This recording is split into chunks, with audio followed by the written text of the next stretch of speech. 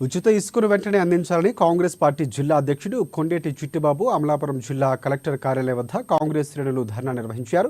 ఈ సందర్భంగా కొండేటి చిట్టిబాబు మాట్లాడుతూ పాత ప్రభుత్వంలో ఇసుక కొరత లేకుండా జరిగిందని, కూటమి ప్రభుత్వం వచ్చిన తర్వాత ఉచిత ఇసుక సరఫరా జరగట్లేదని, కానీ లారీలతో ఇసుక రవాణా అవుతున్న ప్రభుత్వం పట్టించుకోవడం లేదని వాపోయారు.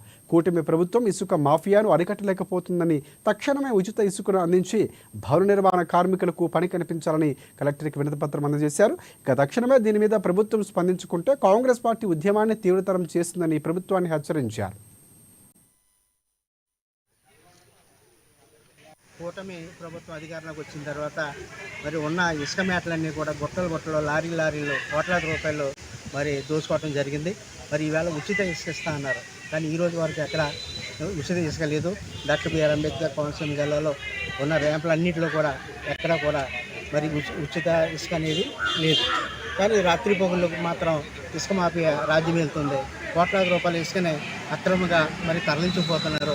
మరి ఈవేళ మొత్తం చూసుకుంటే ఈవేళ సొసైటీలు ఉన్నాయి, బోట్స్మెన్ సొసైటీలు, ఫిషర్మెన్స్ ఉన్నారు. వాళ్ళు కనీసం ఉపాధి లేకుండా మరి వాళ్ళని ఇబ్బంది పెట్టే పరిస్థితిలో మరి ఈవేళ ప్రభుత్వం ఉంది. మరి గత ప్రభుత్వంలో చూసాం, ఈవేళ ఎంతైనా సరే ఇసుక దొరికేది. ఈవేళ ప్రభుత్వాన్ని ఆదాయం